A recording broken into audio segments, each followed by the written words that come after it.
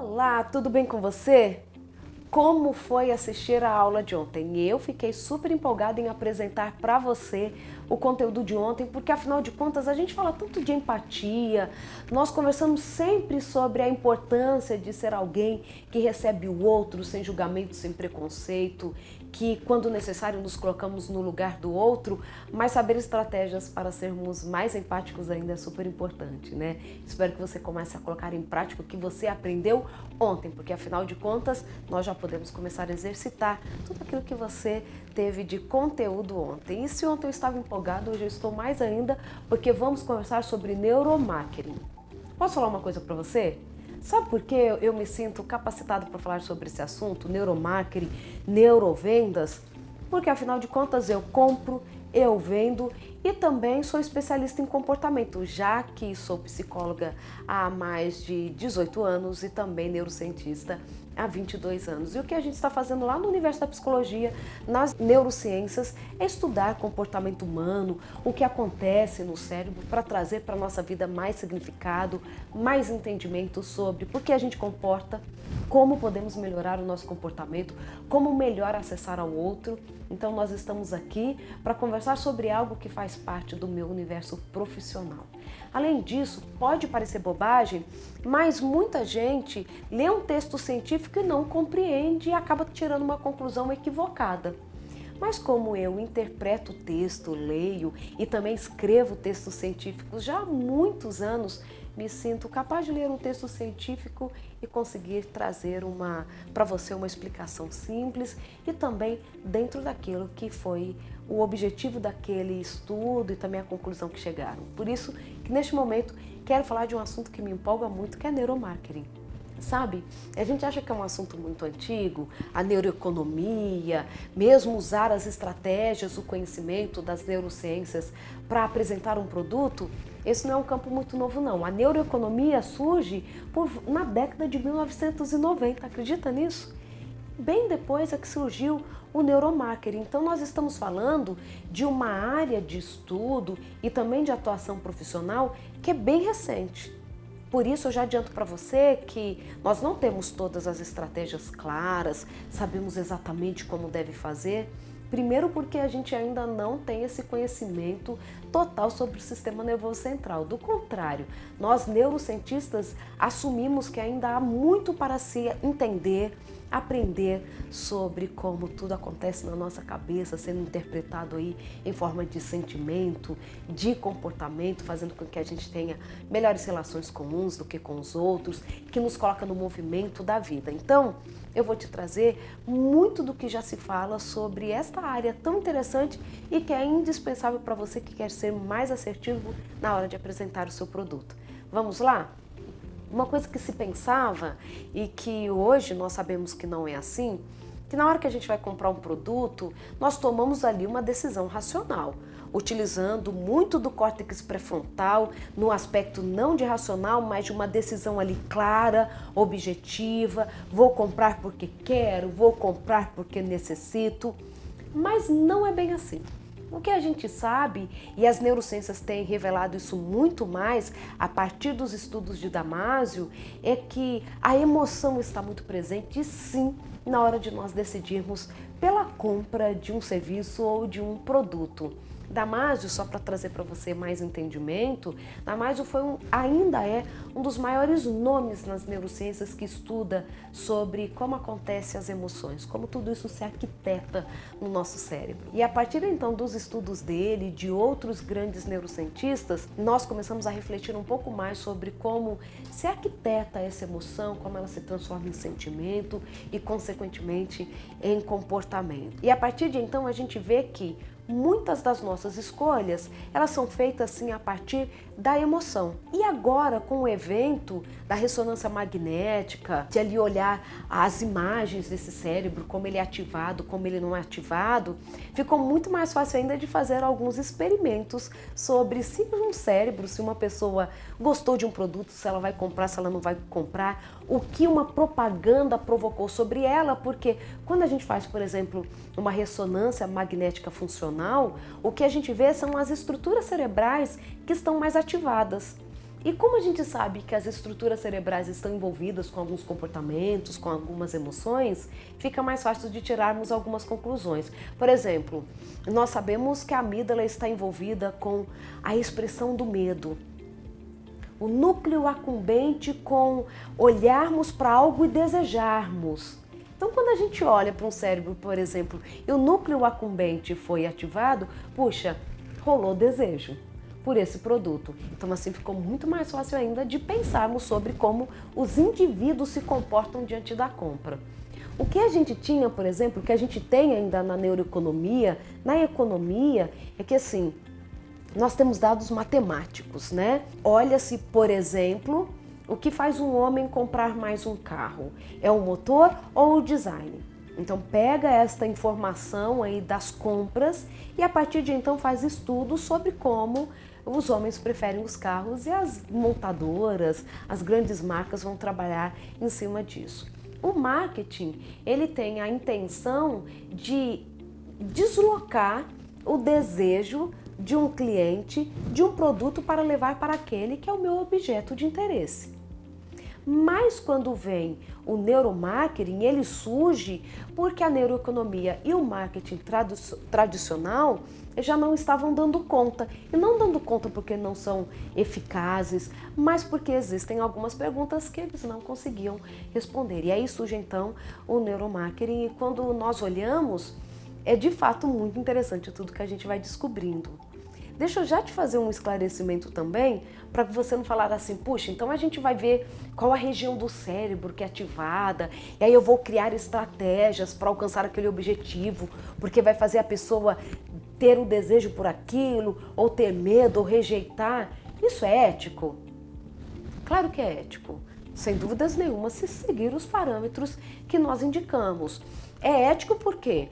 Porque se você por exemplo, apresentar um produto de forma coerente, dizendo o que ele de fato vai oferecer, a imagem que você apresenta, ela representa o seu produto, por exemplo, é de emagrecimento. Emagrece mesmo se a pessoa fizer tudo direitinho? Se ele apresentar uma sustentabilidade, já que é algo que é muito importante na apresentação de um produto, você trazer nele, agregado a ele algo que tem uma relevância social, por exemplo. Então, se você segue esses parâmetros, sem dúvidas nenhuma que nós podemos usar o neuromarketing. Porque o que a gente fala é que nós estamos o tempo todo decidindo, o tempo todo escolhendo. O que você pode fazer é aproveitar esta oportunidade de escolha para apresentar o seu produto e apresentá-lo da melhor maneira possível. Porque nós não estamos escolhendo se vamos comprar uma casa ou um apartamento, se vamos sair de calça ou vamos sair de tênis com um moletom. Estamos o tempo todo fazendo escolhas sobre o que vamos comer, para onde vamos viajar. Escolha faz parte da existência humana, da necessidade diária. Trabalhar para atuar na arquitetura das escolhas é algo que nós podemos fazer e até mesmo atuar para poder ajudar as pessoas a fazerem a melhor escolha. Quando nós apontamos caminhos, nós não estamos tolhendo a liberdade das pessoas, do contrário, ajudando-as a escolherem por um produto que pode trazer algo bem relevante e a nossa intenção é que possa fazer sentido, atender a necessidade daquela pessoa que está adquirindo o que estamos oferecendo para ela. Então, não existe, não é um comportamento antiético utilizarmos do neuromarketing. Claro que o antiético é falarmos e não cumprirmos, sermos desonestos quanto ao produto. Mas se a pessoa tiver que escolher entre dois, entre três, por que não escolher o seu? Então, dentro deste panorama geral, eu quero falar disso porque é uma informação muito interessante. Pesquisas recentes mostram que entre os jovens brasileiros, 22 milhões dizem que querem ser empreendedores. Então nós somos um dos países mais empreendedores do mundo. Mas para ser empreendedor, você precisa também saber de algumas coisas, responder algumas perguntas. Por exemplo, você é capaz de correr riscos? De investir em um produto, investir não só recursos financeiros, mas tempo, carreira, e de repente ele não vai dar tão certo, não dar tão certo quanto você imaginava? Essa é uma pergunta importante. Você é capaz de começar do zero e entregar algo relevante para o seu cliente? Mesmo que você não tenha experiência, mesmo que esteja lançando algo novo?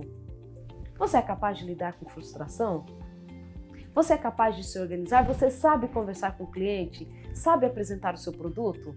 O que a gente percebe é que muitas pessoas, quando vão começar ali a ser vendedores, seja numa empresa ou mesmo estão criando a própria marca, apresentando o seu próprio produto, elas vêm de outras atuações profissionais e elas não sabem fazer isso. Elas não sabem, elas têm um produto muito bom, mas não sabem apresentar para o seu cliente. Não sabem negociar, não sabem colocar preço. E todas estas variáveis são muito importantes na hora de querer se lançar neste ramo profissional, atuar no campo das vendas.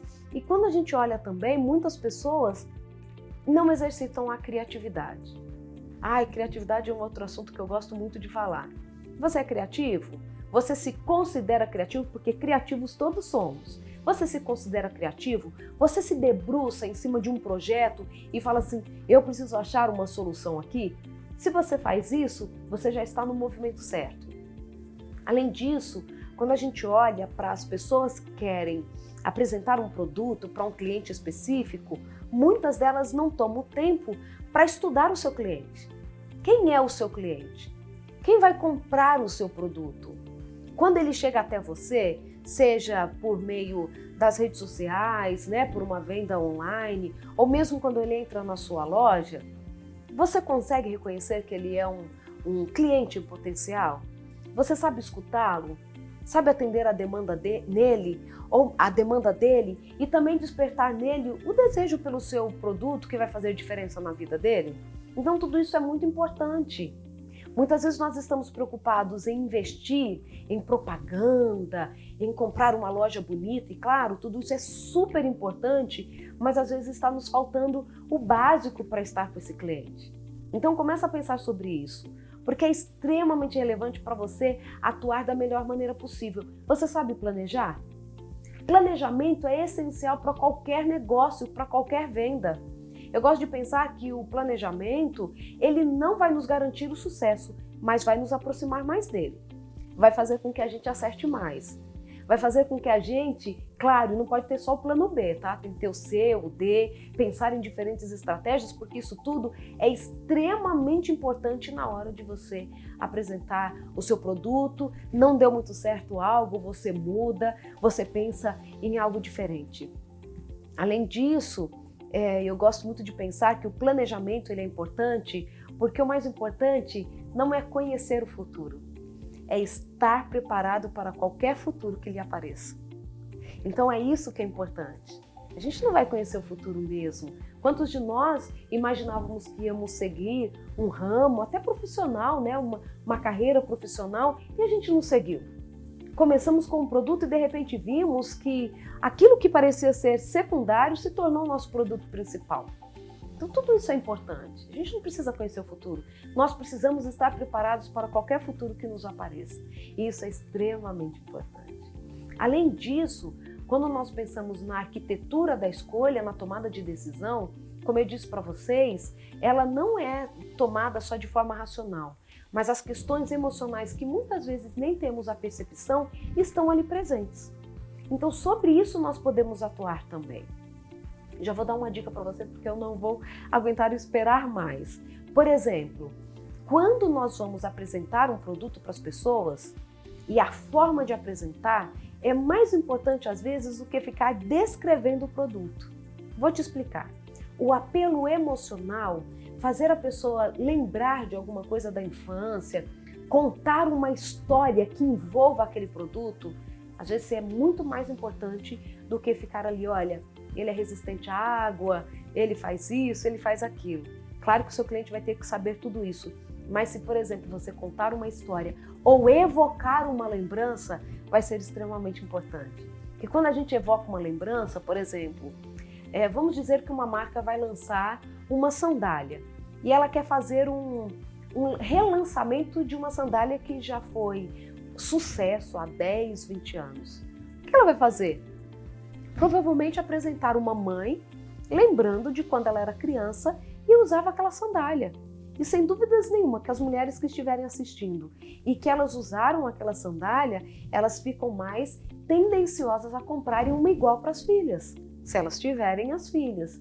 Então, quando você evoca lembranças, conta histórias, você aproxima muito mais as pessoas do seu produto. É tanto que a gente fala assim, você quer ter sucesso como palestrante, por exemplo, contar histórias é uma forma de aproximar as pessoas de você. Quando eu olho para muitos estudos, por exemplo, de Martin Lindstrom, que escreveu muito, que fez muitas pesquisas sobre este universo do neuromarketing, o que vende, o que não vende, ele dá algumas dicas muito interessantes para a gente e também aqui juntei de outros autores para apresentar para você, de outros pesquisadores também. E quero que você entenda, por exemplo, algumas estratégias que são utilizadas, elas são arquitetadas para alcançar um objetivo específico. E eu quero dar um exemplo muito clássico que a gente vê aí no estudo de mercado. Uma pesquisa mundial mostrou que, por exemplo, as campanhas antitabagistas, sabe aquelas que vêm no maço do cigarro mostrando pessoas com câncer, problemas pulmonares, fazendo com que as pessoas assim, olha, presta atenção, é melhor não consumir porque olham para as consequências. Ou mesmo nas propagandas lá na televisão, quando fala assim, fumar faz mal à saúde, etc e tal. A intenção não é fazer com que reduza o consumo mesmo, né? O abuso do cigarro, do fumo em geral. Só que o que se percebe é que não é isso que acontece. E é aí que entra a beleza das neurociências ajudando na questão das vendas, mesmo das propagandas. Quando se olhou, a intenção era assim, diminuir a quantidade de fumantes no mundo.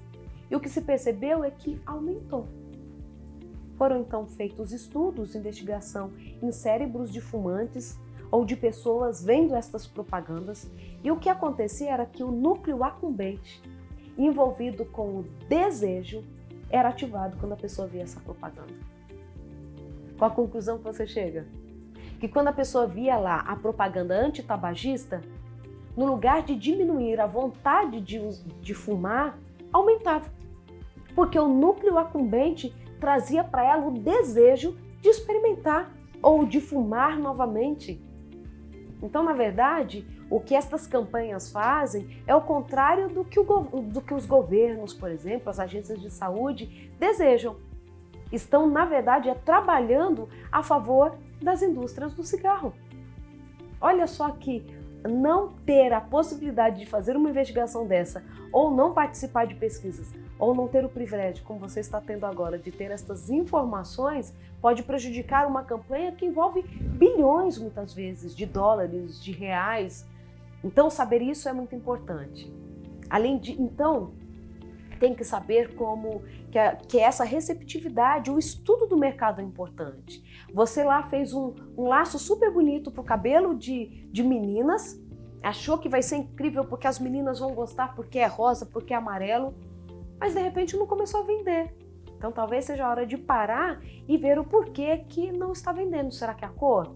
Evocou o quê? Qual é o formato? Parar e olhar o que o mercado está dizendo. Claro que ainda não estamos na condição de todo mundo testar as suas propagandas por meio da neuromarketing, mas existem algumas dicas que eu vou começar a dar para vocês que vai ajudar muito. Essa daqui só foi mesmo para mostrar para vocês que nem sempre campanhas que envolvem muito dinheiro, que envolvem causas muito importantes ou produtos muito relevantes, vão trazer a certeza de que o objetivo foi alcançado. Posso começar agora a dar algumas dicas bem pontuais para você de neuromarketing que você pode utilizar aí na sua estratégia? Então vamos lá. Primeira delas. Sabe aquilo assim que para um programa de TV e a pessoa entra e fala do seu produto? Merchandising em geral, lá no supermercado e etc. O que os estudos mostram é que apresentar o produto, por exemplo, num programa de TV, ele precisa ter coerência, harmonia com o conteúdo daquele programa. Se não houver harmonia, não vai vender o tanto que se esperava vender. Então, por exemplo, se você está num programa de culinária, a indicação é que ali se apresentem molho de tomate, panelas que são boas para se cozinhar ou são saudáveis para a família.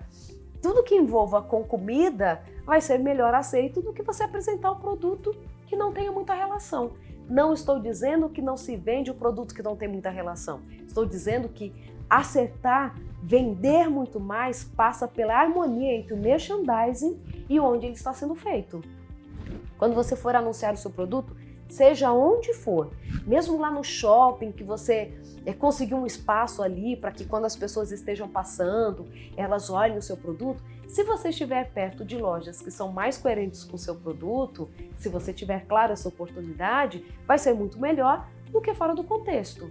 Entende? Se você estiver numa praça de alimentação onde tem só fast food e você está tentando vender um produto para emagrecimento ou querendo levar as pessoas a terem uma consciência de como é importante comer em casa, talvez você não vai ter o mesmo resultado. Merchandising precisa estar no ambiente, no contexto correto para que ele alcance os melhores resultados. Quer mais uma dica? Vou dar mais uma para você. Atue nos neurônios espelho. Os neurônios espelho são aqueles que fazem com que eu preste atenção no comportamento do outro e mesmo que só mentalmente eu copie o comportamento. A gente faz isso o tempo todo. Quando alguém coloca um óculos, o nosso cérebro trabalha como se nós estivéssemos colocando óculos. Ele atua como se isso estivesse acontecendo. Só não temos o movimento de pegar literalmente o óculos e colocar aqui, mas o cérebro imita todo o comportamento que o outro está fazendo. Então tem um jeito aí também muito legal de você utilizar da estratégia envolvendo neurônios espelho para apresentar o seu produto. E como é essa estratégia, né? Essa estratégia é você mostrar, por exemplo, na sua propaganda, alguém consumindo o seu produto, por exemplo. Se você faz biscoito para vender, alguém comendo biscoito e achando uma delícia. O cérebro da pessoa que está assistindo vai vivenciar aquela sensação, não a sensação do sabor, mas como se estivesse comendo. E fica mais fácil da pessoa, então, aceitar a sua sugestão de consumir aquele produto. Essa é mais uma dica para você. Quer mais uma? Olha, eu trouxe várias, porque eu quero que você saia desta aula com muito conteúdo e podendo colocar em prática aí na sua atuação, ok? Então vai mais uma. A publicidade subliminar. Sabe aquilo que a gente escutava? Mensagens subliminares no produto, aquela história, a pessoa está ali no cinema e mesmo que elas não percebam, porque foi em milésimos de segundo, apareceu uma pipoca ou um refrigerante para que elas pudessem consumir mais? Isso funciona mais ou a propaganda explícita? Pensa aí. A subliminar funciona mais. Isso foi feito até com o cigarro. A Marlboro, por exemplo, fez. Cowboy fumando cigarro em cima do cavalo, aquilo que a gente já viu em propagandas, né, que passavam. E aí eles fizeram também uma onde o cigarro aparecia todo despercebido, assim, meio que sem querer na cena. Este de aparecer meio que sem as pessoas perceberem, teve muito mais efeito para o aumento da venda do cigarro do que o cowboy em cima do cavalo, fumando, eles falando, fumem Marlboro. Então a mensagem subliminar, sim, quando você deixa uma mensagem do seu produto, sem que ele esteja tão explícito, dependendo da circunstância, também ainda funciona. Eu quero te dar mais uma dica, posso? Aspecto transcendental e líquido. O que é isso? Cada cultura ela tem rituais, superstições, crenças, tradições. E se você atuar sobre estas questões, você pode ter um melhor acesso à compra, acesso a essa pessoa, para que ela possa ficar mais inclinada a consumir o seu produto. Porque a gente é assim. Por exemplo, em países como o Brasil, outros países, onde existe uma superstição sobre a Sexta-feira 13, mesmo aqueles que não acreditam assim explicitamente na Sexta-feira 13, o que se percebe é que quando a Sexta-feira é 13, aumentam os acidentes de carro. Porque as pessoas parecem que ficam mais tensas quando é uma Sexta-feira 13. Então você lidar com questões culturais ajuda muito na hora da pessoa aceitar o seu produto, estar mais inclinado, mesmo que não tão conscientemente, para consumi-lo. Por exemplo, a Oreo, aquela bolachinha que a maioria das pessoas gosta, uma das suas propagandas, a criança está pegando aquela bolacha, que alguns chamam de biscoito, e está molhando no leite. Isso faz parte da nossa cultura. Nós gostamos de molhar a bolacha no leite. Mesmo que você não goste, muita gente gosta. Então eles aproveitam de questões culturais ou religiosas, ou as crendices, as superstições, e utilizam disso dentro das suas propagandas. Então, se você tem um produto específico para um grupo específico, você ter esta percepção vai ajudar muito na hora de montar aí a forma que você vai apresentar o seu produto. Mais uma dica, hein? Olha, anota aí. Atalhos cerebrais. É muito interessante quando a gente fala de atalho cerebral. Levar a pessoa a decidir mais rápido do que se nós seguíssemos o caminho todo ali do processo da tomada de decisão. Existem duas formas de usar o atalho cerebral, que a gente conhece até agora. Medo e lembranças. Já citei um pouquinho lembranças para você, né? O medo. Quando você desperta a possibilidade de um risco, isso faz com que a pessoa decida mais rápido, quando existe um medo envolvido. E também as lembranças. Lembranças fazem com que as pessoas utilizem mais o hipocampo. O hipocampo está envolvido com a consolidação de memória, ou seja, o armazenamento de informações, e também com a evocação destas informações, que a gente chama de evocação de memória, que é trazer mesmo a mente ali, aquele momento, a lembrança de alguma coisa. O hipocampo também está envolvido com decisão, gerenciamento de tarefas e emoção. Então, quando você usa a lembrança, ela é muito importante, porque ela é um atalho para a tomada de decisão. Então, talvez o seu cliente que demoraria mais para tomar uma decisão, ele toma mais rápido. Se o seu produto vai evitar um problema, que é o medo que as pessoas têm, ou se ela evoca uma memória. Usar lembranças vai ajudar muito, como eu falei para vocês lá da sandália. Além disso, tem mais uma dica que eu quero dar para você, que eu gosto demais, demais, demais. Publicidade visual. Você precisa entender como isso acontece. Quer ser mais assertivo? Quer que as pessoas parem para ver o seu anúncio? Se a publicidade for só visual, você não vai alcançar o seu objetivo. Não é a melhor estratégia. Nós precisamos combinar mais um dos sentidos ou evocar, estimular mais um dos sentidos junto com o visual, para que a pessoa de fato queira prestar atenção no seu produto. Claro que você pode usar ali um post no Instagram, um outdoor, mas se esta for a sua única estratégia, não vai dar tão certo, porque nós precisamos de mais um sentido sendo ativado para que de fato nós prestemos mais atenção naquele produto. Então, se por exemplo você vende camisa, quando você entregar essa camisa ou ela está lá na sua loja, se ela tiver com um cheirinho bom, vai ser mais fácil para o seu cliente querer comprar. Quando você vai fazer, por exemplo, uma propaganda nas redes sociais, se você fizer um vídeo, vai ser muito melhor, porque você vai estar evocando ou acessando mais um dos sentidos. Então, só o visual não tem o mesmo efeito se ele estiver combinado, por exemplo, com o auditivo, o olfativo, o do toque. A pessoa poder, dependendo do seu produto, ela poder tocar, não só ver, porque a experiência vai ser diferente. E guardar a informação e ser acessado vai ser muito mais intenso, muito mais significativo.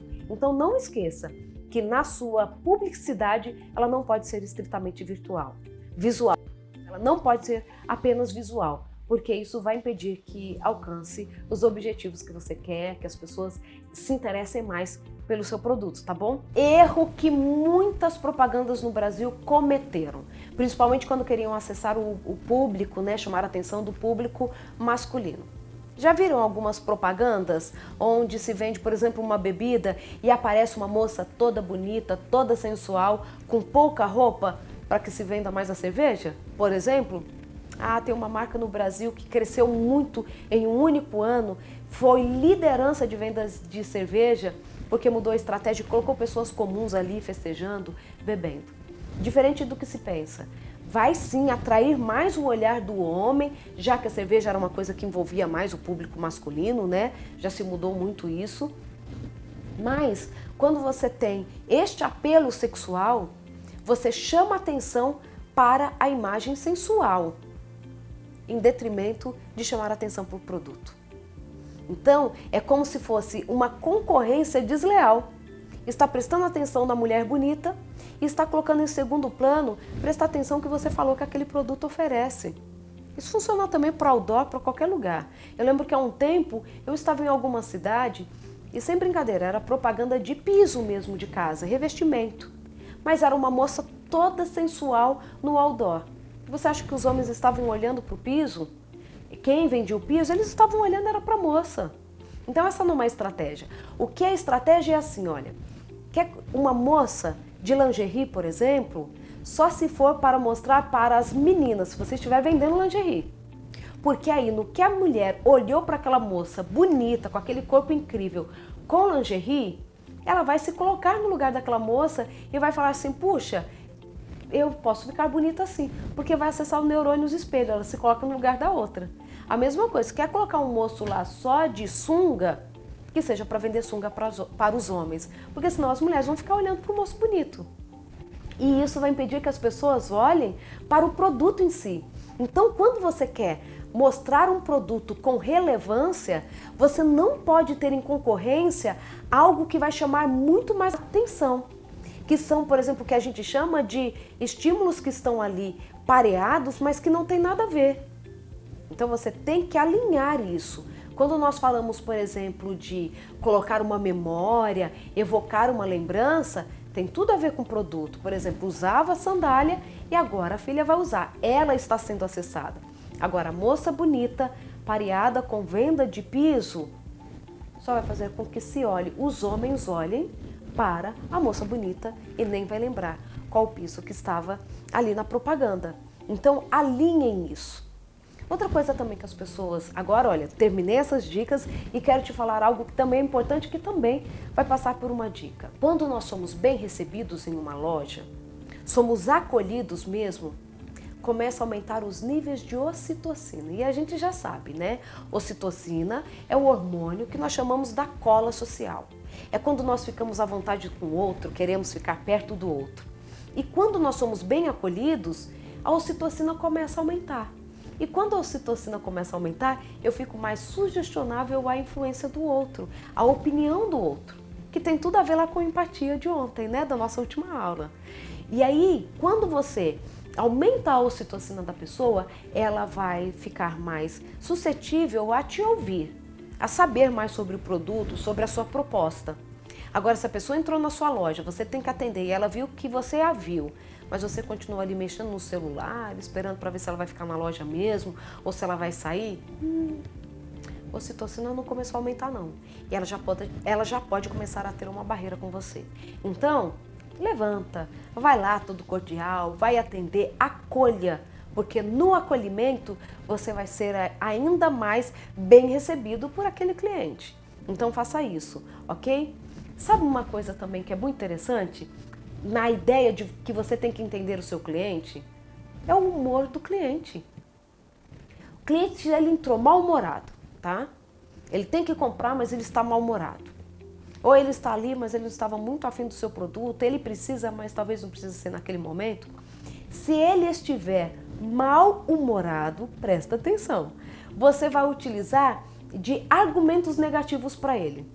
Porque ele vai entender mais e ele vai entrar mais na sua. Por exemplo, a pessoa entrou super mal-humorada, que ela precisa comprar um guarda-chuva. Aí você fala assim, tem que comprar guarda-chuva mesmo, tem chovido tanto, né? Como tem atrapalhado tanta chuva, né? Puxa, é difícil sair do carro, né, com guarda-chuva, mas a gente precisa do guarda-chuva porque sem ele a gente molha tudo, é tão ruim molhar na chuva, né? E chegar no trabalho molhado, né? Se ele estiver de mau humor, utilize de argumentos negativos porque ele vai alinhar mais com você, afinar mais com você. Agora, se ele estiver de bom humor, use de argumento otimista.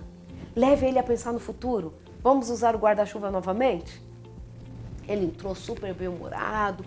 Eu vou comprar um guarda-chuva porque minha mulher falou que eu tenho que ter um guarda-chuva no carro. Falei assim, que legal, compra um guarda-chuva. Não, é legal mesmo comprar um guarda-chuva e ter no carro. A gente está mesmo em dias super ensolarados, etc. Mas se lá no futuro chover, você já tem esse guarda-chuva no carro, então compra. Então, quando for mau humor, utilize de aspectos negativos. Se estiver de bom humor, otimismo e coloque ele a pensar no futuro, que vai ficar muito mais fácil dele comprar o produto. Outra coisa que influencia muito, os hormônios. E nesse aspecto eu quero falar sobre os homens. Por conta da testosterona, os homens são levados a comprar mais produtos que envolvam status social e forte apelo emocional. Olha só, a gente achava que apelo emocional era para a mulher, né? Mas não. Se houver um apelo emocional forte e significativo, fica mais fácil dos homens comprarem. Coisa que a gente não imaginava antes, né? Mas isso tudo são estudos que vão trazendo para a gente esse entendimento. Os estudos de Chen, por exemplo, mostram que o humor, eles vão influenciar no planejamento, no julgamento, na tomada de decisão de comprar um produto. Então, é muito importante você entender qual o momento que o seu cliente está vivendo, para você apresentar o produto da melhor maneira possível para ele. Como eu disse para vocês, as pessoas estão decidindo o tempo todo. Nós estamos decidindo o tempo todo. Nós podemos ajudá-las nessa decisão. E aí que entra o método de nudge. Método nudge, que é de Richard Thaler, que foi um prêmio Nobel em economia. E nudge significa empurrãozinho, dar um empurrão. E aí esse método ele é muito interessante, porque o que você vai ajudar, o que você vai fazer é dar um empurrãozinho na hora da decisão. Isso é super importante. Você tem um produto que você considera relevante. Ele é bom, você acredita, existe coerência, existe ética, sustentabilidade se for possível ou necessário. Por que não dar um empurrãozinho para ele comprar o seu produto, quando ele estiver comparando com outro? E é necessário que nós utilizemos isso até no dia a dia, lá na nossa família. Quando nós colocamos, por exemplo, as frutas à altura das crianças, e nós colocamos o chocolate mais acima, aquilo que não faz bem, ela vai ser mais levada a decidir a comer a fruta. Lá no trabalho também. Seria importante que na hora da refeição, lá no restaurante, a água, o que for saudável estivesse na geladeira ali, a altura dos olhos, e aquilo que não é tão saudável que ficasse lá nos fundos, um pouquinho mais distante. Então, o que você está fazendo é ajudar na arquitetura da escolha. E isso não é tolher liberdade, do contrário, ajudar a pessoa a escolher pelo melhor que é o seu produto. Ai, quanta coisa mais para falar sobre neuromarketing, mas eu não quero te cansar mais. Então, espero que você tenha aproveitado essas dicas, anotado, porque elas vão te ajudar muito aí a apresentar o seu produto e ser mais assertivo ainda quando você estiver diante do seu cliente mais confiante. Repasse essas dicas, passe para quem você quer que aprenda um pouco mais. Espero ter sido muito útil para você, porque essas dicas já fizeram muita diferença para mim também. Até a próxima!